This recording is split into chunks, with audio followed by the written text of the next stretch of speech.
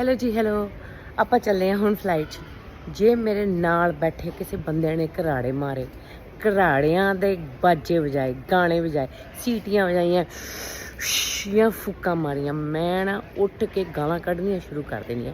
ਹਾਲੇ ਪਿੱਛੇ 2 ਦਿਨ ਪਹਿਲਾਂ ਮੈਂ ਜਦੋਂ ਬੰਬੇ ਤੋਂ ਵਾਪਸ ਆ ਰਹੀ ਸੀ ਨਾ ਦਿੱਲੀ, ਇੱਕ ਮੇਰੇ ਨਾਲ ਬੰਦਾ ਬੈਠਾ ਸੀ, ਲੱਗਾ ਸੀ ਘਰਾੜੇ ਮਾਰਨ, ਅਤੇ ਇੱਕ ਪਿੱਛੇ ਵੀ ਬੈਠਾ ਸੀਗਾ, ਉਹ ਵੀ ਆਪਣਾ ਪੂਰਾ ਔਰਕੈਸਟਰਾ ਵਜਾ ਰਿਹਾ ਸੀ। ਲੋ ਆਹ ਚੀਜ਼ਾਂ ਅਲਾਊਡ ਨਹੀਂ ਹੈਗੀਆਂ। ਸਾਰੀ ਏਅਰਲਾਈਨਸ ਨੂੰ ਚਾਹੀਦਾ ਕਿ ਜਿਹੜੇ ਬੰਦੇ ਆਪਣੇ ਨੱਕ ਤੋਂ ਜਾਂ ਮੂੰਹ ਤੋਂ ਸੌਂਦੇ ਵਕਤ ਬਾਜੇ ਵਜਾ ਰਹੇ ਨੇ, ਔਰਕੈਸਟਰਾ ਵਜਾ ਰਹੇ ਨੇ, ਉਹਨਾਂ ਨੂੰ ਪਿਛਲੀ ਸੀਟਾਂ 'ਤੇ ਨਾ ਬੰਨ੍ਹ ਦਿੱਤਾ ਜਾਵੇ ਕਿ ਆਪਣੇ ਬਾਜੇ ਇੱਕ ਦੂਜੇ ਦੇ ਕੰਨਾਂ 'ਚ ਪਾਉਣ।